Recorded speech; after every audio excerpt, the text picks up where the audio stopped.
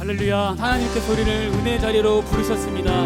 이 시간 다 함께 그 자리에 일어나셔서 주님을 찬양하며 나아가시겠습니다. 할렐루야.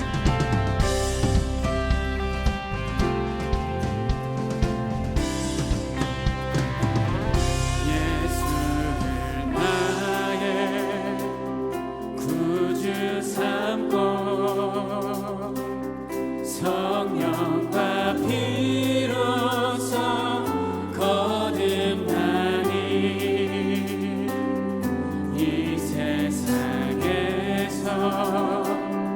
내 영혼이 하늘의 영광 누리도다. 예수를 나의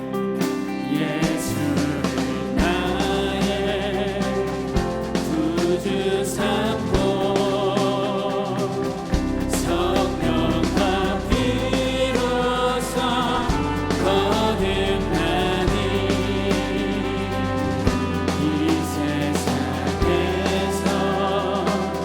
내 영혼이 하늘의 영광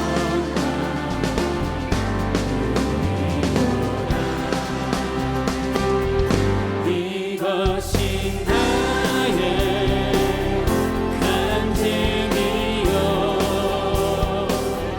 이것이 나의 찬송일세 나 사는 동안 끊임없이 구주를 찬송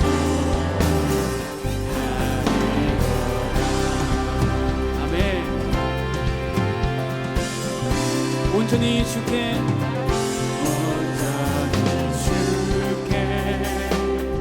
맡긴 내 영 사랑의 음성을 듣는 중에 천사들 왕래하는 것과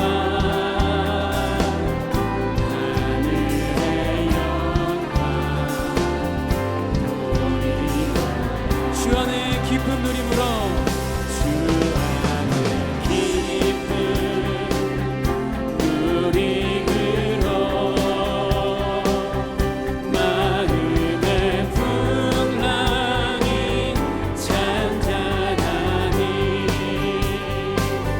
세상과 하늘 각본 없고 구속한 주만 보이도다. 구속한 주만 보이도다. 이것이 나의 간증이요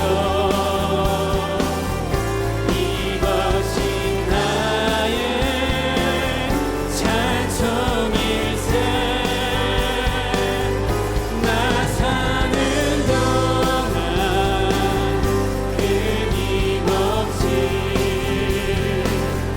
구주를 찬송하리로 이것이 나의 간증이요 이것이 나의 간증이요 이것이 나의 찬송일세 나 사는 동안 끊임없이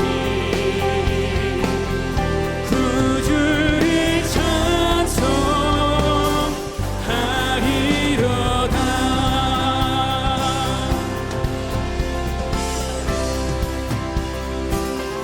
할렐루야. 이것이 우리의 간증이며 찬양입니다. 주님께 감사와 영광의 박수를 올려드립니다.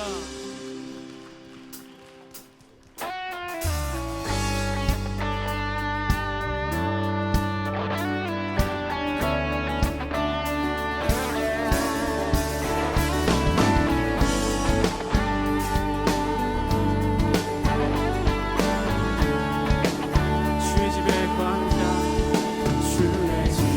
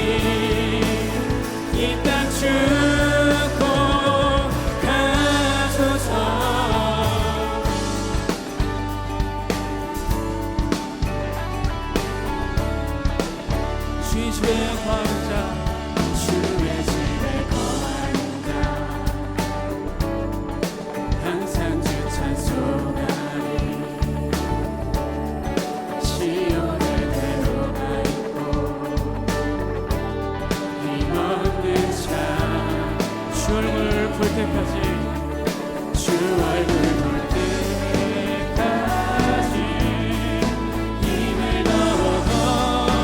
넣어가리 들으소서 들으소서 만군의 주 하나님 구하오니 이 땅 축복하 주님 들으소서 들으소서 만군의 주 하나님 구하오니 이 땅 축복하소서. 할렐루야.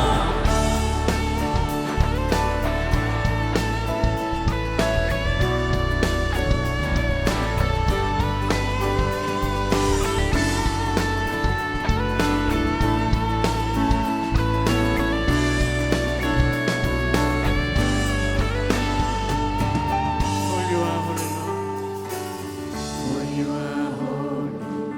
for you are holy, for you are holy,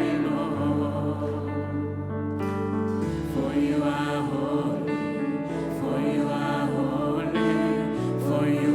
holy, for you are holy,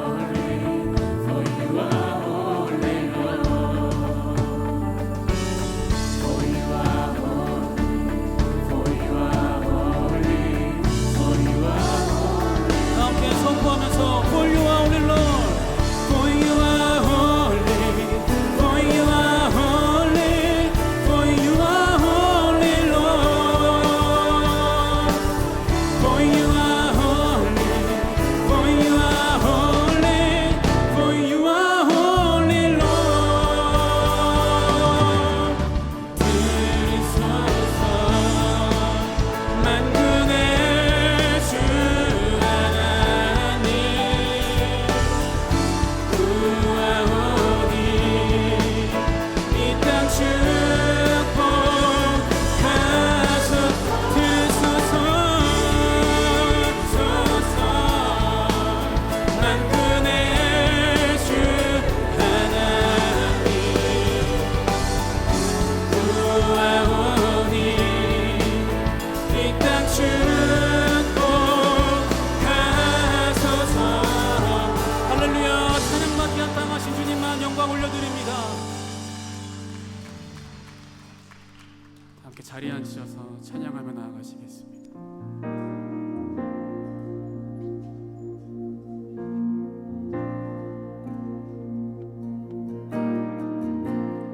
사랑해요. 사랑해요 신실하신 나의 주님 나의 삶 주님 안에 있네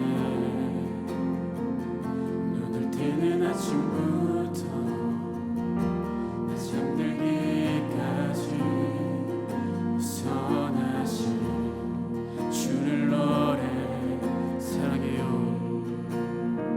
사랑해요 신실하신 나의 주님 나의 삶 주님 안에 있네 눈을 뜨는 아침부터 나 잠들기까지 선하신 주를 노래하리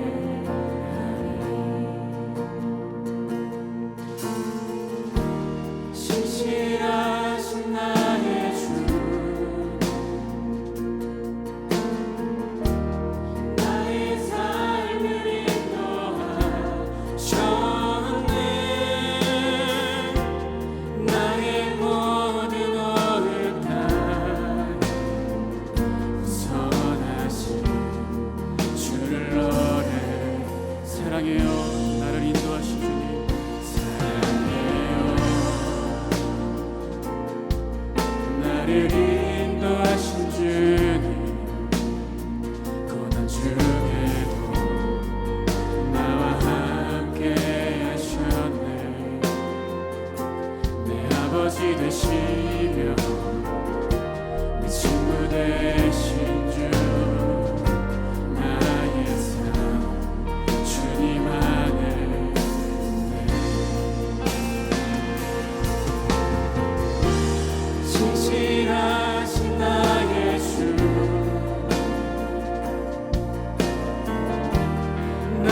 삶을 인도하셨네.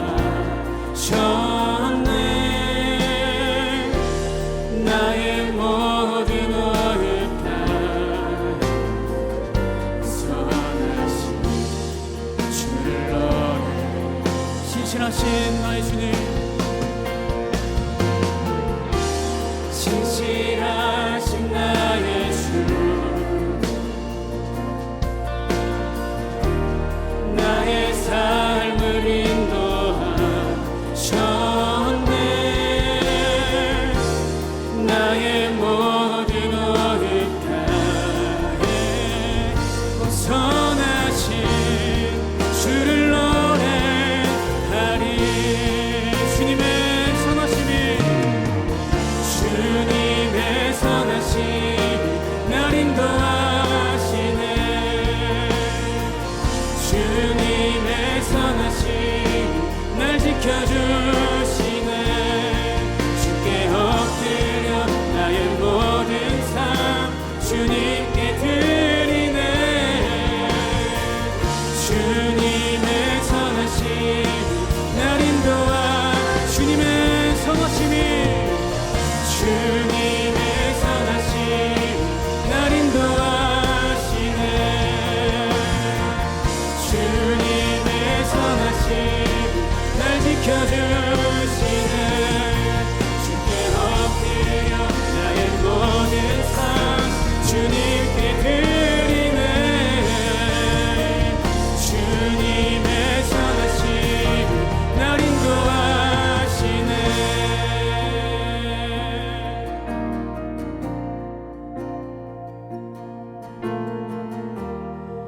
신실하신 나의 주, 나의 삶을 인도하셨네. 나의 모든 어렵다에 선하신 주를 노래하리.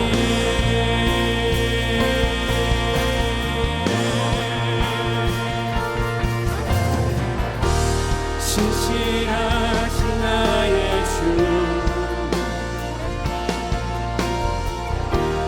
나의 삶을 인도하셨네. 나의 모든 어렵다에 선하신 주를 노래하리. 신실하신 나의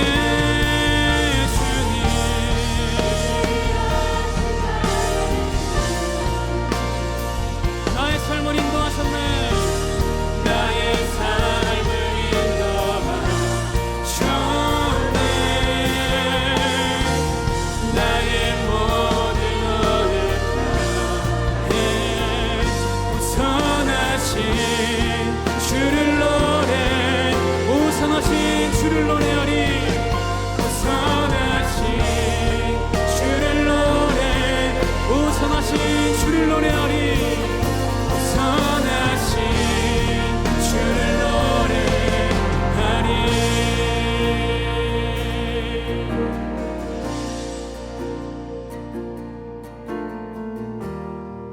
신실하신 나의 주,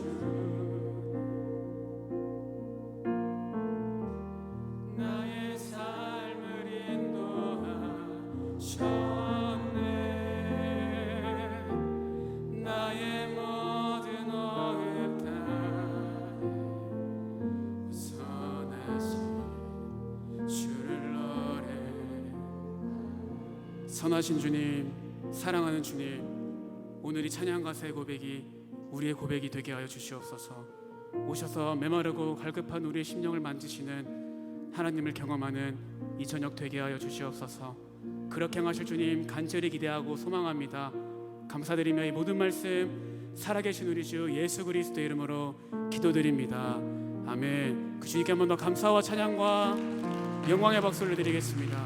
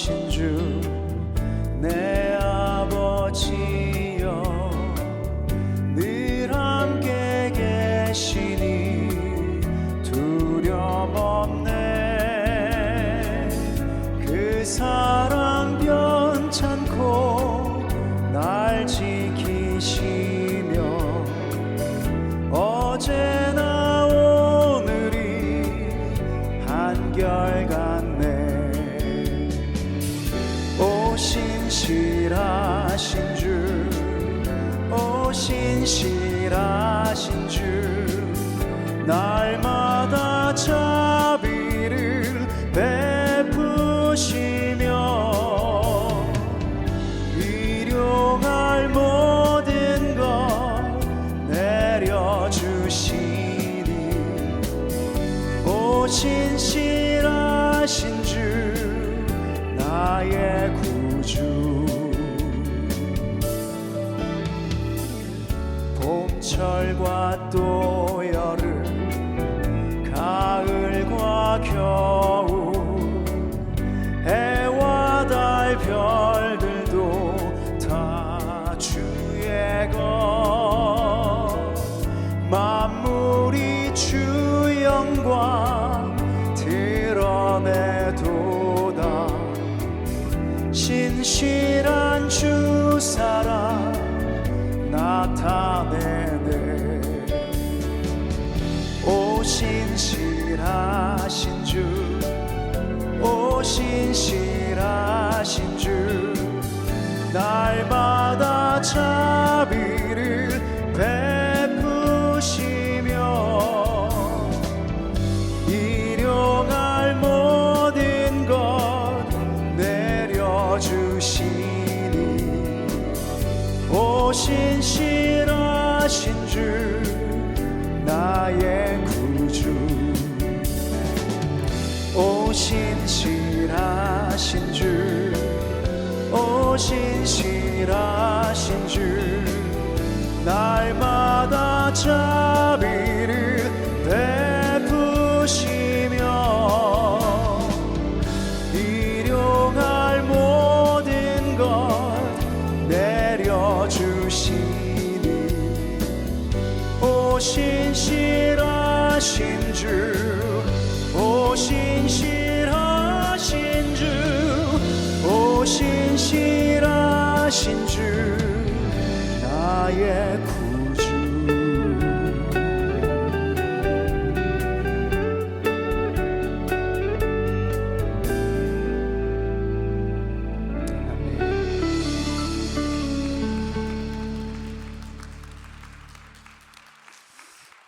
예, 감사합니다. 특별한 초대 오신 여러분들을 진심으로 환영합니다.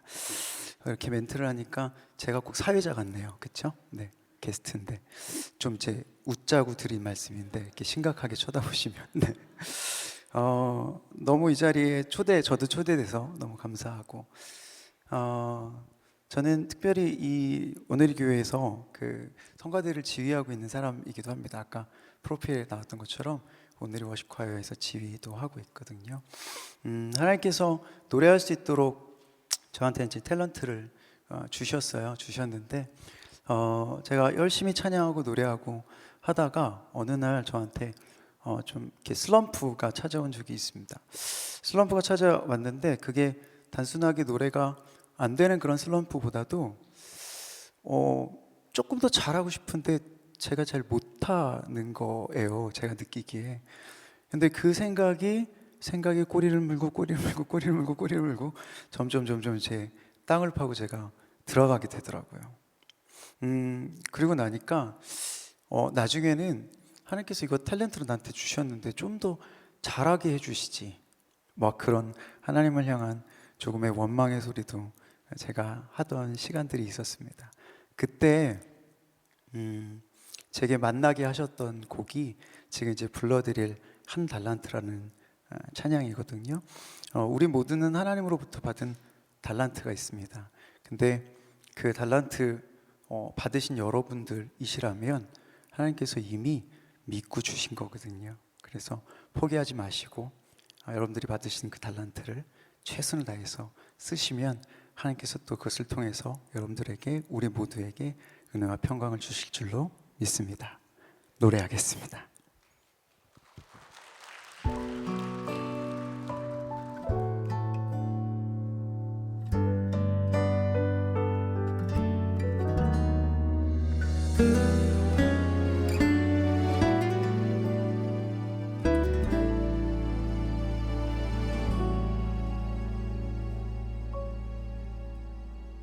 내가 가진 것이 다 다른 사람보다 작아 보여서 나는 당신이 주신 달란트를 묻어두었습니다.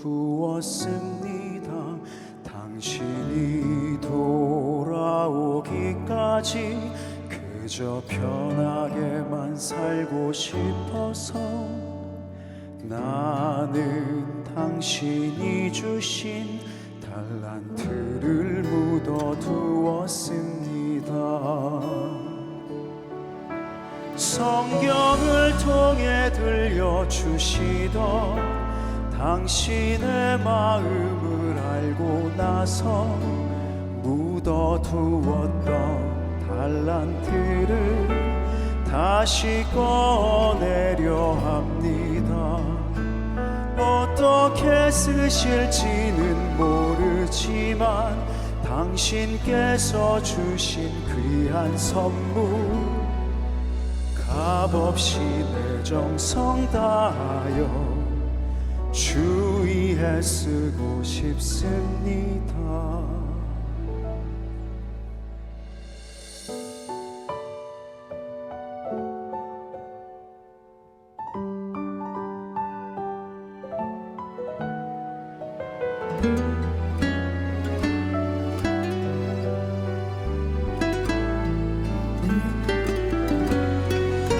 성경을 통해 들려주시던 당신의 마음을 알고 나서 묻어두었던 달란트를 다시 꺼내려 합니다.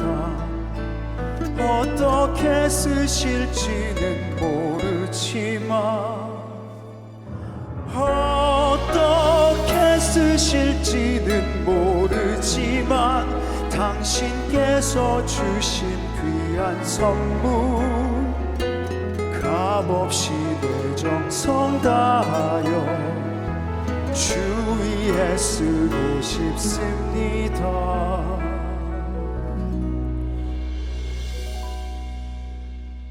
주님 다시 오셔서 나를 만나 주실 때 잘하였도다. 나를 안아 주실 때까지 나를 안아 주실 때까지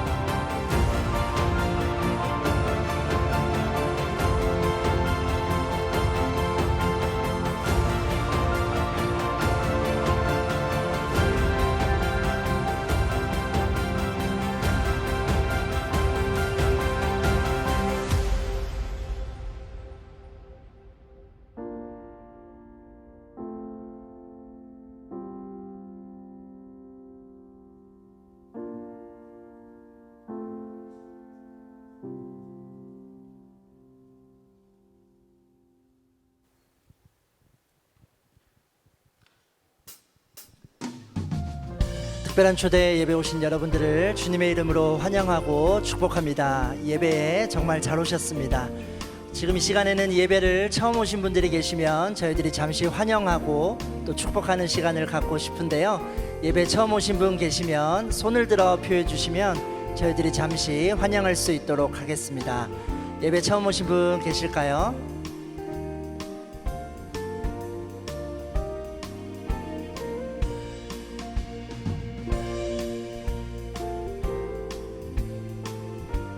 네, 모시고 오신 분이 손을 들어주셔도 좋겠고요. 또 예배 오랜만에 오신 분 계시면 손을 들어주셔도 좋겠습니다.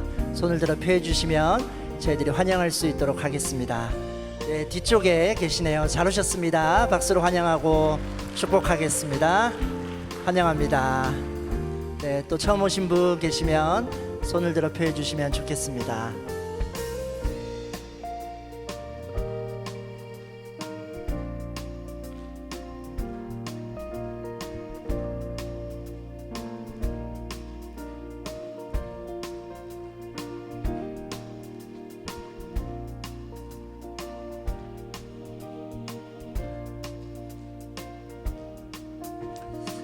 네, 주저하시는 분들이 좀 계시는 것 같은데요. 저희들이 또 같이 환영하는 마음으로 찬양하면 좋겠고요. 처음 오신 분께서는 잠시 자리에 일어서 주시면 저희들이 찬양으로 축복하며 선물 전달할 수 있도록 하겠습니다. 너는 하나님의 사랑, 아름다운 하나님의 사랑. 나는 널 위해 기도하며 내 길을 축복할 거야. 너는 하나님의 선물, 사랑스러운 하나님의 열매, 주의 품에 꽃 피운 나무가 되어줘. 나무가 되어줘. 나무가 되어줘. 나무가 되어줘. 박수로 축복하겠습니다. 네, 오늘 처음 오신 분들 모두 환영하고 축복합니다. 오늘 처음 오신 분들께서는 예배 후에 자리에 잠시 기다려 주시면 저희 스태프들과 인사 나누고 돌아가시면 좋겠습니다. 또 교회 등록이나 기타 궁금하신 부분들이 있으시면 언제든지 저희 안내 데스크를 방문해 주십시오. 저희들이 잘 설명해 드리도록 하겠습니다. 특별히 매주 예배 후에는 한층 아래에 있는 순영홀에서 새가족 교육이 매주 진행되고 있습니다. 교회 등록에 관심 있으신 분들은 언제든지 함께 하실 수 있으니 안내 데스크를 통해서 문의해 주시기 바랍니다. 또한 이번 주부터 저희 특별한 초대 예배에서 함께 섬길 스태프들을 모집하고 있습니다. 앞서 영상에서 보신 것처럼 이 예배를 매주 함께 준비하는 여러 스태프들이 있습니다. 찬양과 안내와 또 예배 진행팀 등 다양한 모습으로 함께 섬기는 자리를 여러분들도 함께 참여하실 수 있습니다. 안내 데스크를 통해서 문의해 주시거나 또 자막으로 나가고 있는 QR코드를 통해서 신청해 주시면 저희들 함께 예배를 귀하게 섬기고 또 세워가는 일에 함께 하기를 원합니다. 문의해 주시면 또 저희들이 도와드릴 수 있도록 하겠습니다. 이어서 3월 주제 영상 보신 후에 다음 순서 진행하도록 하겠습니다.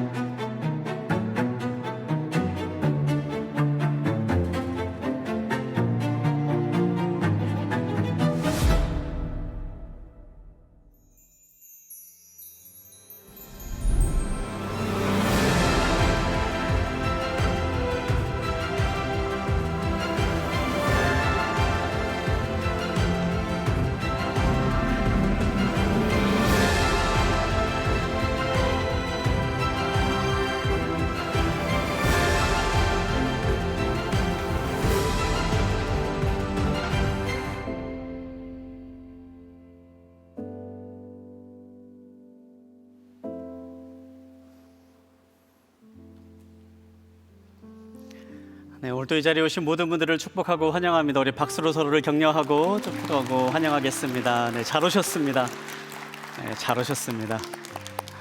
네, 이 시간에 함께 선포하고 또 말씀을 듣도록 하겠는데요. 우리 가슴 솔로몬과 한번 이렇게 선포하도록 하겠습니다.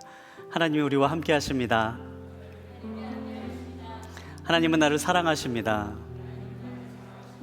나는 하나님의 사랑받는 자녀입니다. 이 시간 잠깐 함께 기도하겠습니다. 하나님, 그렇습니다. 우리를 사랑하시는 그 사랑의 마음이 이 시간에 이 마음에 가득 부어지게 하시고 이 마음 가운데 찾아오셔서 그 사랑으로 살아가는 삶이 되게 하여 주시옵소서. 변화된 삶을 살게 하시고 예수님을 주인으로 모시는 삶의 자리로 나아갈 수 있도록 주님 이 시간에 우리의 마음에 찾아와 주시고 함께하여 주시옵소서. 감사합니다. 살아계신 예수님의 이름으로 기도합니다. 아멘. 현대인의 실존적인 절망을 묘사한 프란츠 카프카의 짧은 소설 법 앞에서라는 작품이 있습니다. 한 남자가 문 앞에 섭니다. 문 안으로 들어가려고 하는데요, 그때 문지기가 그를 가로막습니다. 지금은 들어갈 수 없습니다. 문 앞에 멈춰선 그는 문지기가 안으로 들어가게 해줄 때까지 계속해서 기다리지만 문지기는 좀처럼 들어가라는 말을 하지 않습니다. 설득도 해보고 또 뇌물도 줘보고 들어가게 해달라고 예원도 해보지만 문지기의 대답은 한결같습니다. 지금은 들어갈 수 없습니다. 남자는 계속해서 문 앞에서 기다립니다. 그렇게 시간이 흐르고 또 흘러서 남자가 나이가 들어 마침내 죽음을 앞에 두게 됩니다. 죽음을 앞에 둔 그 남자가 다시 한번 물어봅니다.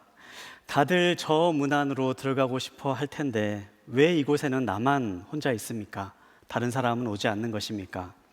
그러자 문지기가 대답합니다. 이 문은 오직 당신만을 위한 곳이었습니다. 이제 문을 닫고 나는 가겠습니다. 이렇게 말하면서 소설은 끝이 납니다. 난해한 소설입니다. 그래서 이 소설이 가지고 있는 의미를 해석하는 많은 해설들이 있는데요, 저는 이 소설을 보면서 이 소설에 담겨 있는 모습이 바로 우리의 삶의 모습을 이야기하고 있는 것이 아닌가, 그런 생각을 해봅니다. 우리는 모두 문을 마주하면서 살아갑니다. 들어가고 싶은 문이 있고 그 문 안에 들어가면 우리의 삶에 있는 모든 문제가 해결될 것만 같은 그런 생각을 합니다. 행복해질 것 같은 그 문을 마주하면서 살아가고 있는 거지요. 문에 들어가기 위해서 애쓰고 버티고 또 모든 것을 쏟아부으며 그렇게 살아갑니다. 하지만 결국 그 문에는 들어가지 못합니다. 그렇게 문 안에서 누리고자 한 것들을 얻지 못한 채 문 밖에서 죽음을 맞이하는 것, 그것이 바로 우리들의 삶의 모습이 아닌가 생각해 봅니다. 지난 시간 우리는 삶의 비극을 가져다 준 태초의 타락 사건에 대해서 함께 살펴보았습니다. 아담과 하와가 하나님의 명령을 어기고 이 세상에 죄가 들어옵니다.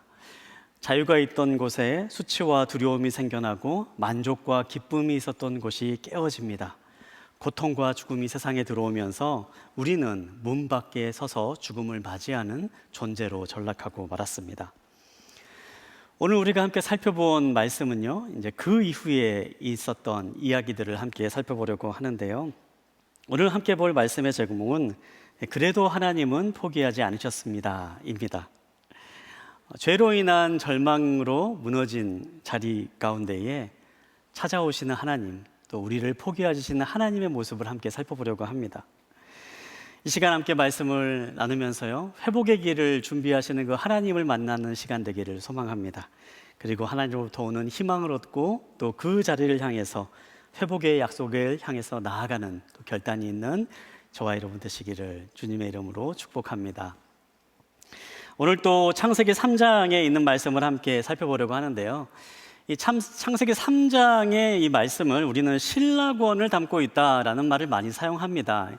낙원을 잃어버린 사람들의 이야기다라고 이야기를 하는데요, 이 창세기 3장의 내용 자체가 사실 무거운 내용이지요. 낙원을 잃어버린, 그래서 심판을 받고 저주를 받는 사람의 이야기를 듣는 것이기 때문에요, 사실 이 창세기 3장에 있는 말씀을 묵상하는 순간부터 사실 마음이 왠지 모르게 무거워지는 것이 사실입니다.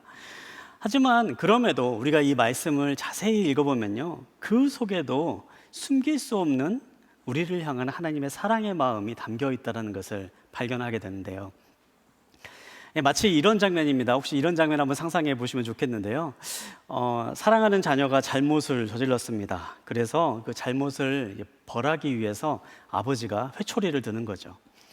그런데 그 아버지가 든 회초리의 손이 미묘하게 떨리기 시작하는 겁니다.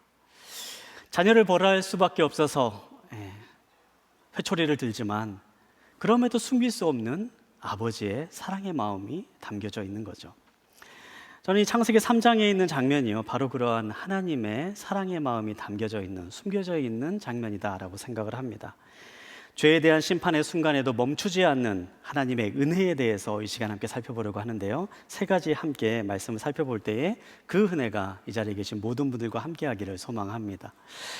첫 번째로 함께 나누고 싶은 것은요, 하나님은 죽음의 자리에서도 생명의 약속을 남기셨다라는 사실입니다.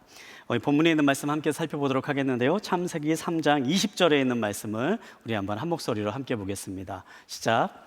아담이 그의 아내를 하와라고 불렀는데 이는 그녀가 살아있는 모든 사람들의 어머니이기 때문입니다. 아담이 자신의 아내의 이름을 하와라고 불렀다, 아내의 이름을 불렀다라는 내용을 20절에 담고 있는데요, 이름을 붙여줬다라는 게 뭐 특별한 일인가, 이렇게 생각하실 수도 있겠지만요, 사실 우리가 좀 주목해 보고 싶은 것은요, 이 이름을 붙여줬다라는 사건이 있었던 시점입니다. 창세기 3장 20절은 어떤 흐름 가운데 있습니까? 이 앞에 있는 부분은요, 죄가 이 세상에 들어온 사건을 다루고 있습니다. 죄와 고통이 우리의 삶 가운데 들어오고 죽음이 들어왔다, 그리고 심판이 선포된 그 직후에 있었던 사건입니다. 삶 전체가 저주로 드리워지는 아주 비극적인 순간을 담고 있는 거죠. 그런데 바로 그 뒤에 나오는 순간에 아담이 자신의 아내의 이름을 하와라고 불렀다, 이름을 지어줬다라고 하는 그런 내용이 나오고 있는 겁니다. 여기에서 나오는 이 하와라고 하는 이 이름의 뜻은요, 생명, 또 살아있는 자라는 뜻을 가지고 있는 단어입니다. 이름을 지어줬다라는 것도 좀 뜻밖의 엉뚱한 장면인데요, 그인데 그 이름이 가지고 있는 의미 역시도 어울리지 않습니다. 죽음이 세상에 들어왔는데 이름을 생명이라고 짓고 있는 거죠. 왜 아담은 이런 반응을 보였을까요? 상황이 달라진 것도 없습니다. 에덴 동산이 이제 회복됐다, 그런 선포가 있는 것도 아닙니다. 죄의 결과가 사라졌다, 그런 말씀을 주시지도 않았습니다. 그런데 아담은 왜 이 순간 생명이라는 말을 입에 올렸을까? 그것은 바로 이 말씀 이전에 하나님의 말씀, 하나님의 약속이 그들에게 주어졌기 때문입니다. 이 본문에 있는 말씀 앞에 있는 이 15절에 있는 말씀을 한번 함께 보겠습니다. 15절에 있는 말씀 함께 보겠습니다. 시작. 내가 너와 여자 사이에 내 자손과 여자의 자손 사이에 증오심을 두리니 여자의 자손이 내 머리를 상하게 하고 너는 그의 발 뒤꿈치를 상하게 할 것이다. 아멘. 이 15절에 나와 있는 이 말씀은요, 하나님께서 뱀에게 하신 심판의 메시지를 담고 있습니다.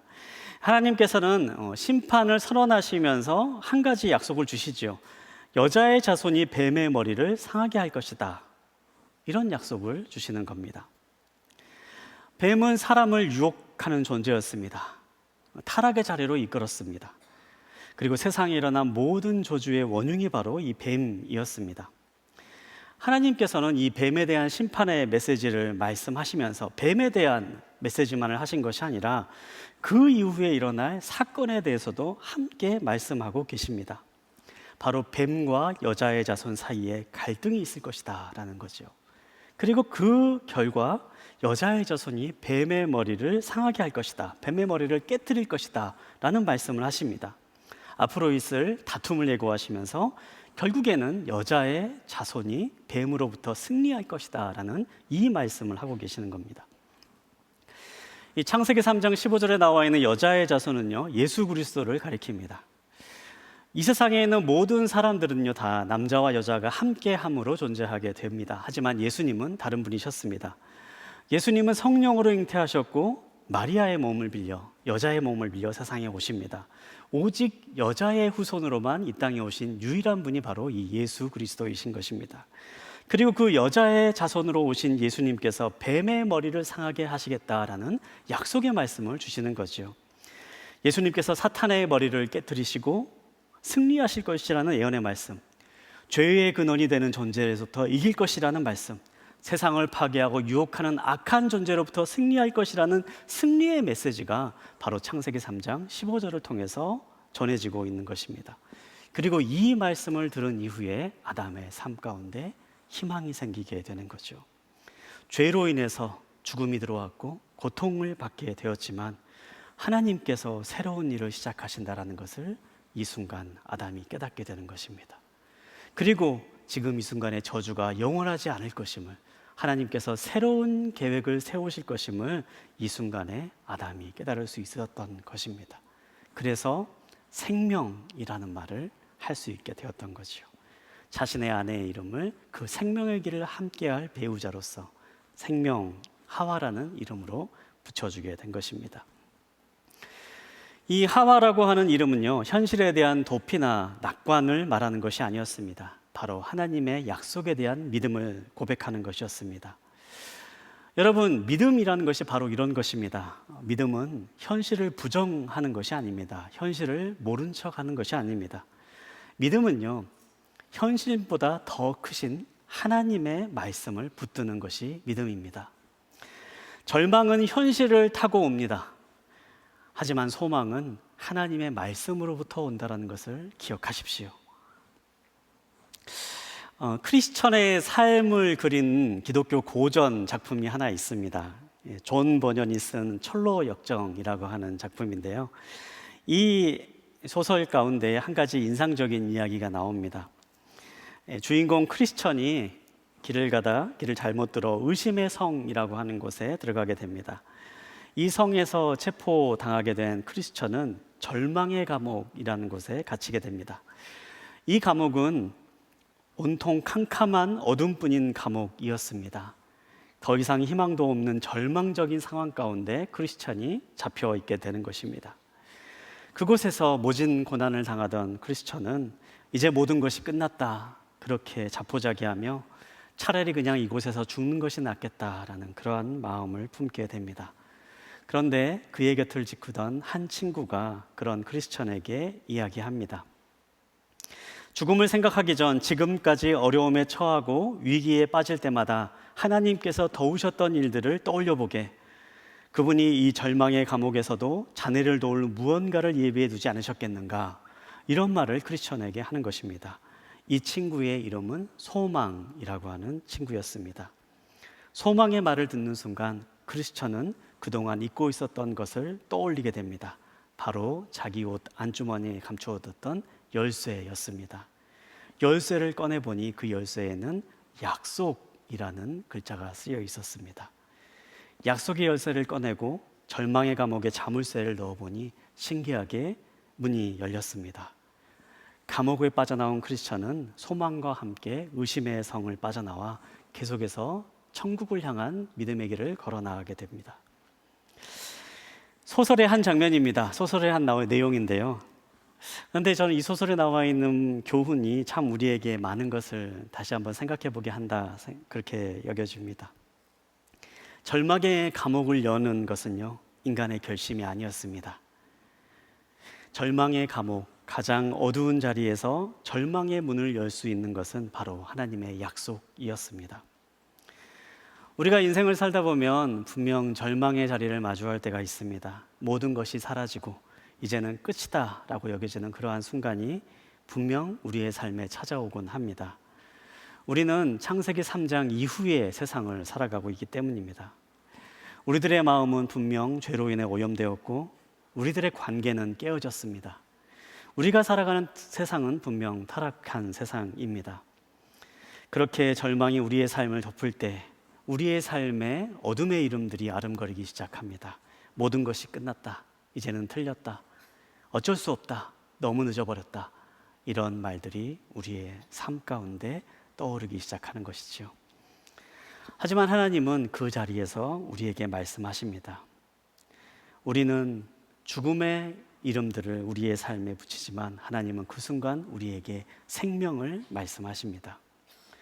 심판의 자리에서도 구원의 약속을 거두지 않으시고 회복의 길을 시작하신 하나님, 우리가 하나님을 떠났을지라도 우리를 결코 포기하지 않으시는 그 하나님, 사람은 모든 것이 끝났다고 말하는 그 순간에 하나님은 다시 시작이라고 말씀하시며 죽음이 들어온 그 자리에서 생명을 약속하시는 분이 바로 하나님이십니다. 이것이 바로 창세기 3장 20절이 우리에게 보여주신 은혜입니다. 사랑하는 여러분, 오늘 이 자리에 바로 동일한 하나님이 함께 계심을 믿으시기 바랍니다. 현실만 보면 내 인생을 해석하지 마십시오. 내 감정을 따라 내 삶에 이름을 붙이지 마십시오. 하나님의 약속을 붙잡고 나의 삶을 다시 바라볼 수 있게 되길 바랍니다.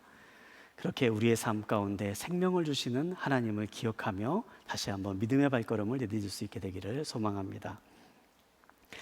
두 번째로 함께 살펴볼 내용은요, 하나님은 우리의 수치를 친히 덮어주시는 분이라는 것입니다.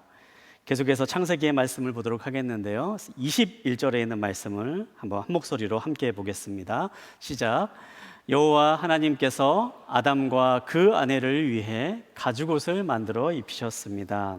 아멘.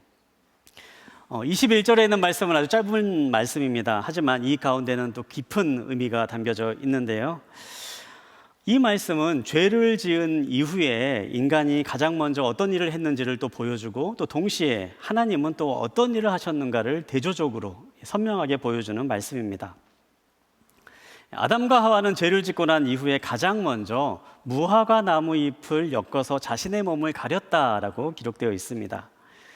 이렇게 무화과 나무로 자신의 옷을 만들어 입는 것은요, 단순하게 옷을 지어 입었다라는 것을 의미하지 않습니다. 이것은요, 죄를 지은 인간이 어떻게 행동하는가를 보여주는 한 장면입니다. 여러분, 죄를 지으면 어떻습니까? 인간은요, 숨고 싶어집니다. 들키고 싶어 하지 않고 또한 감추고 싶어 합니다. 그래서 어떻게든지 숨을 곳을 찾는 것이 바로 죄를 지은 인간의 모습입니다. 왜냐하면 죄는 인간을 숨게 만들기 때문입니다. 바로 아담과 하와가 그렇게 했던 거죠. 그들의 부끄러움을 가리기 위해서 무화과 나무 잎을 엮어서 옷을 만들어 입습니다. 그런데 어떻습니까? 그것은요, 턱없이 부족한 것이었습니다. 나무 잎은 금방 말라버립니다. 금방 사그러져 버리고 맙니다. 말 그대로 임시 방편이었습니다. 저는 이 말씀을 묵상하면서요, 어쩌면 우리가 살아가고 있는 삶의 모습도 이런 아담과 하와의 삶의 모습과 비슷하지 않나, 그런 생각을 해봅니다. 우리는 저마다 다 이 무화과 나무로 만든 옷을 엮어서 살아가고 있는 거죠. 내 안에 있는 진짜 나의 모습이 드러나는 것을 두려워해서, 그것을 감추기 위해서 내 안에 있는 부족함이나 또 연약함들, 또 부끄러운 모습들, 추악한 모습을 가리기 위해서 그럴듯한 포장지로 끊임없이 나 자신을 꾸미며 살아가는 삶을 살아가고 있지 않나, 그런 생각을 해봅니다. 특별히 오늘날은 더 그런 것 같습니다. SNS가 발달한 시대를 살아가고 있죠. 얼마 전에도 식당에서 이제 저희 아내와 저희 아들과 함께 식사를 하고 있는데요, 옆자리에 앉은 이 한 자매님이 앉자마자 가장 먼저 사진을 찍으시더라고요. 그리고 어디론가 올리시는 것을 봤습니다. 그리고 또 사진을 찍는데, 이번에는요, 사진을 찍을 때 이렇게 찍는 겁니다. 또 이렇게 찍는 겁니다. 왜 사진을 저렇게 찍을까 생각해 봤는데요, 자기가 올리고 싶은 모습으로만 올리고 싶은 거죠. SNS를 하면요, 점점 더 그렇게 되는 것 같습니다. 온라인상에 자신의 모습을 올릴 때요, 내가 올리고 싶어하는 모습만을 올립니다. 자연스럽습니다. 그런데 그게 바로 우리들의 삶의 모습인 거죠. 내가 올리고 싶어하는 모습만, 내가 보여주고 싶어하는 모습만 그렇게 온라인상에 올리고 그것을 선전하면서 그것이 마치 진짜 나의 모습인 양 그렇게 사람들이 알아주기를 원하는 그러한 시대를 우리는 살아가고 있습니다. 그러나 어떻습니까? 진짜 내 모습이 온라인상에 올라가 있는 그 모습입니까? 그렇지 않지요. 내 안에 있는 연약함이나 더러움이나 부족함이나 추함은 변하지 않고 그대로 있습니다. 그리고 결국 그렇게 올라간 사람들에게 보여졌던 그 모습은요, 말라 없어져 버리는 무화과 나무 잎처럼 그렇게 사라져 버리고 마는 것입니다. 우리가 살아가고 있는 이 시대에는요, 끊임없이 무화과 나무 잎을 만들면서 우리를 포장하면서 살아가는 그러한 시대를 우리는 살아가고 있습니다. 한순간에 말라 없어져 버릴 나뭇잎처럼 그것으로 우리를 치장하며 포장하며 우리의 모습인 양 살아가는 시대를 살아가고 있죠.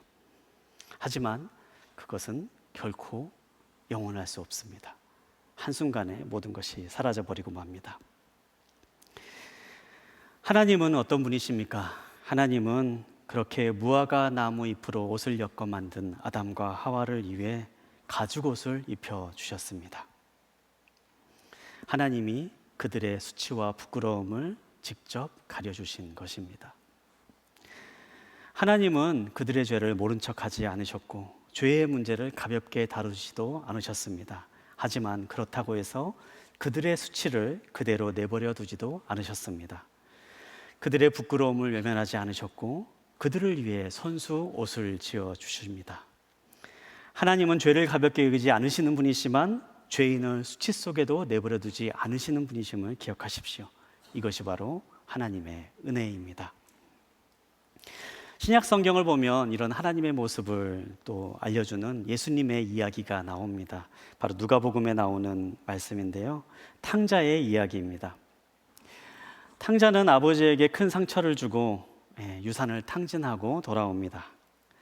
그가 집으로 돌아올 때 아버지는 그에게 아무런 설명도 요구하지 않습니다.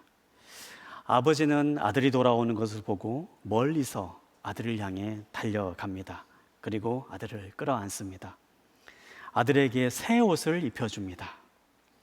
과거의 부끄러움과 수치로 가득했던 옷을 벗기고 아들의 자리를 회복시키는 새로운 옷을 입혀주는 것입니다.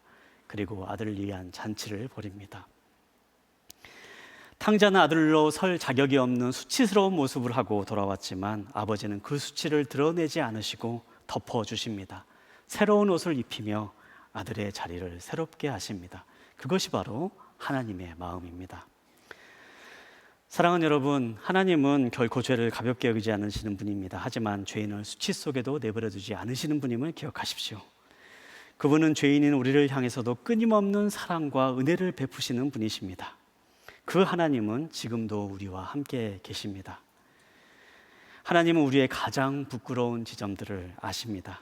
사람들에게 숨기고 싶은 모습, 심지어 나 자신도 인정하고 싶지 않는 그런 모습까지도 하나님은 모두 다 알고 계십니다. 하지만 하나님, 그런 우리를 외면하지 않으시고 우리를 밀어내지도 않으십니다. 그 부끄러움과 수치를 덮어주시고 우리를 안으시며 회복의 자리로 우리를 인도해 가십니다. 그러므로 더 이상 무화과 나무로 여러분을 가리려고 하지 마십시오. 하나님이 주신 가죽옷을 입으시기 바랍니다. 그 하나님을 만나시기 바랍니다. 세 번째 함께 나눌 내용은요, 하나님은 닫힌 길 뒤에서도 생명의 길을 예비하셨다라는 것입니다. 제 말씀의 마지막까지 한번 읽어보도록 하겠는데요, 22절부터 24절까지에 있는 말씀을 우리 한번 한 목소리로 함께 보도록 하겠습니다. 함께 보겠습니다. 시작. 여호와 하나님께서 말씀하셨습니다. 이 사람이 우리 가운데 하나같이 돼 선악을 알게 됐으니 이제 그가 손을 뻗어 생명나무 열매까지 따먹고 영원히 살게 되면 안 될 것이다. 여호와 하나님께서 그를 동산가서 내보내 그가 취해졌던 땅을 일구게 하셨습니다. 하나님께서 그 사람을 쫓아내시고 에덴 동산 동쪽의 그룹들과 회전하는 칼에 불꽃을 두어 생명나무로 가는 길을 지키게 하셨습니다. 이 말씀을 얼핏 보면 굉장히 차갑고 두려운 심판의 말씀처럼 보입니다.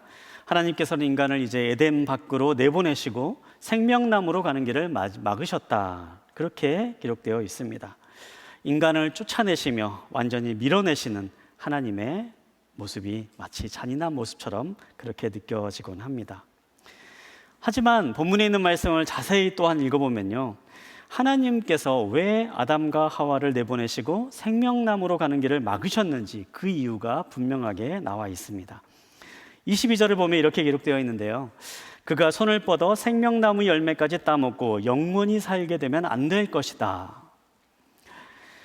이 말씀은요, 단순히 하나님의 금지를 말하는 것이 아닙니다. 하나님의 분노를 말하는 것도 아닙니다. 이 말씀은요, 하나님의 일종의 자비이며 또한 보호의 마음을 담고 있는 말씀입니다.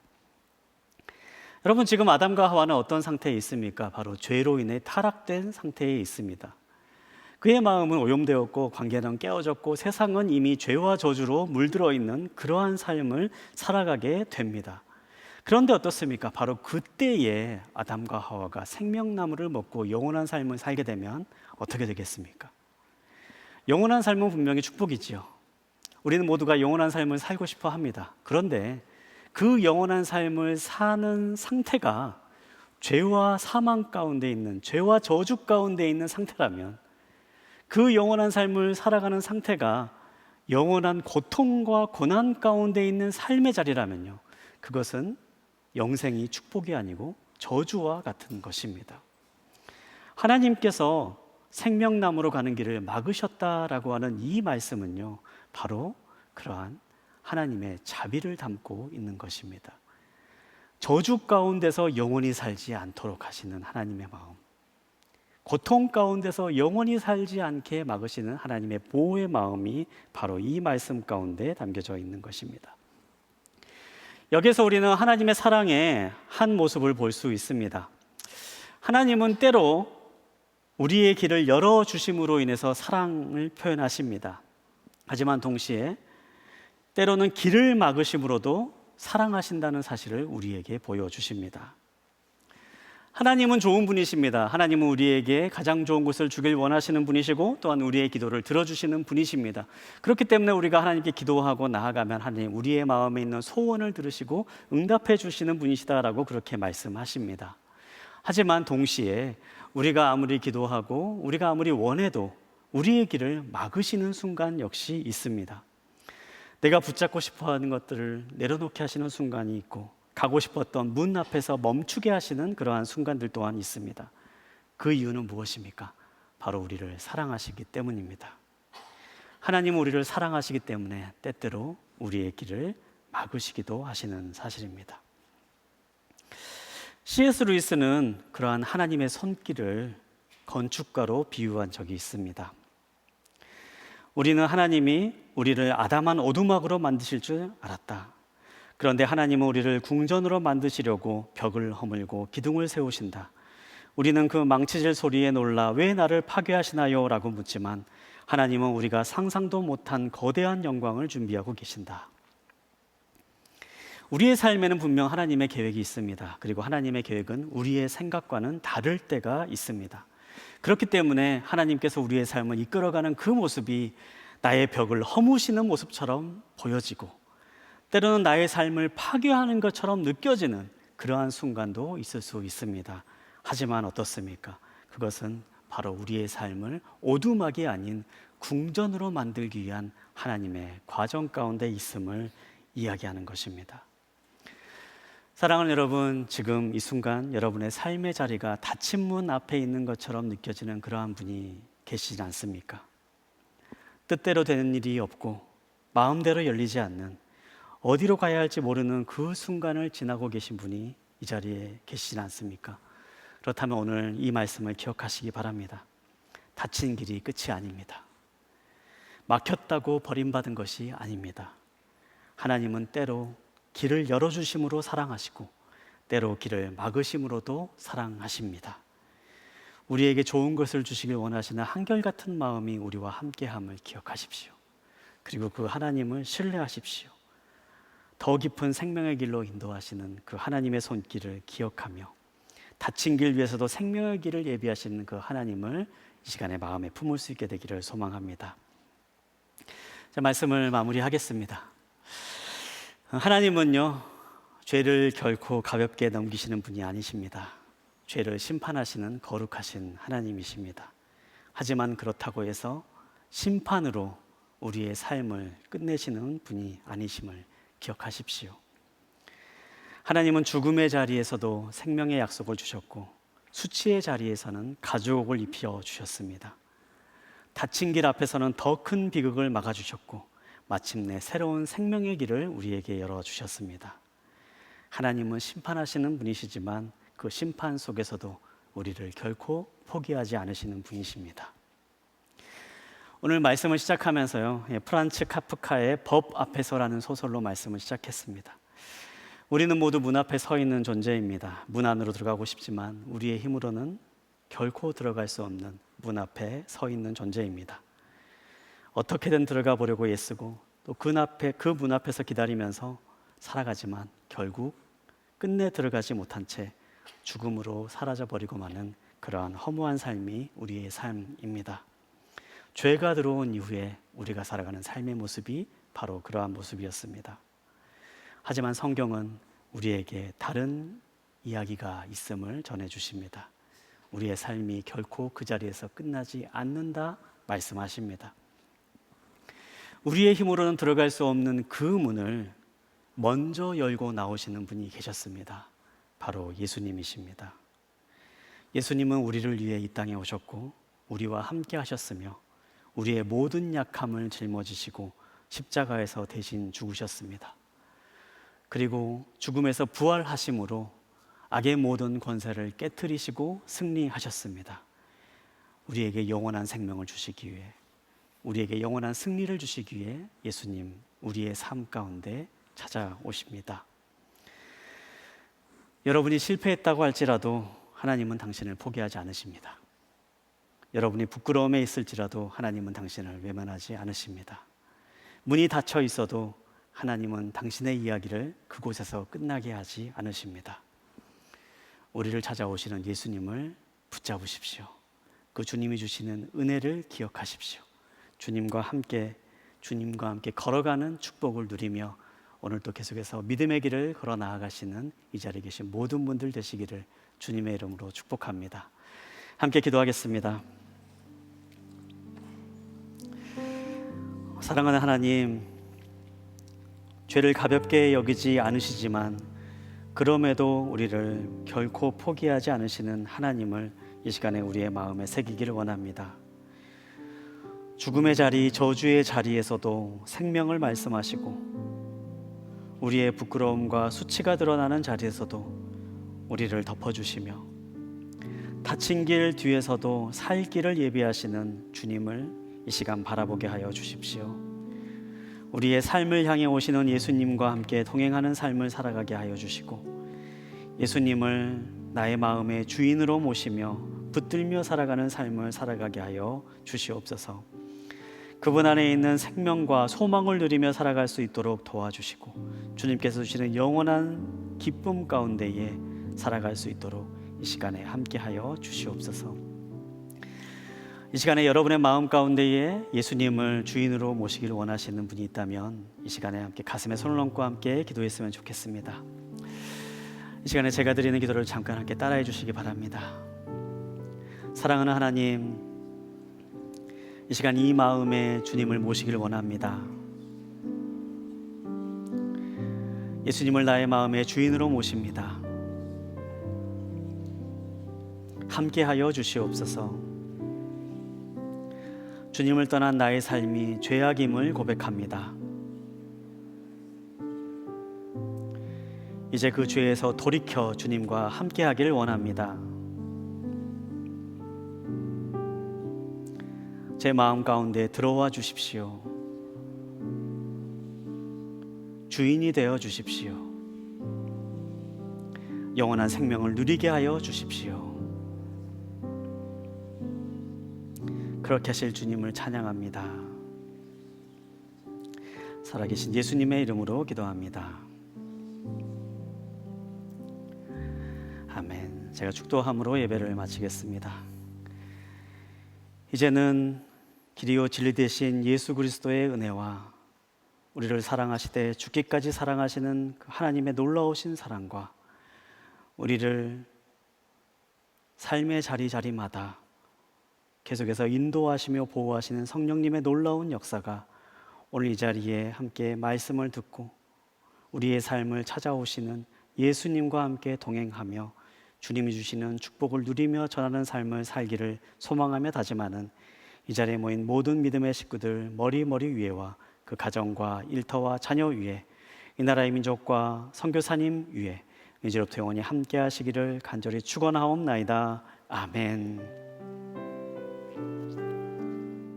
예배를 받으신 하나님께 한 번 더 감사와 영광의 박수 올려드리겠습니다. 이곳에서의 모든 예배를 마칩니다. 삶의 자리에서 승리하시기를 소망합니다.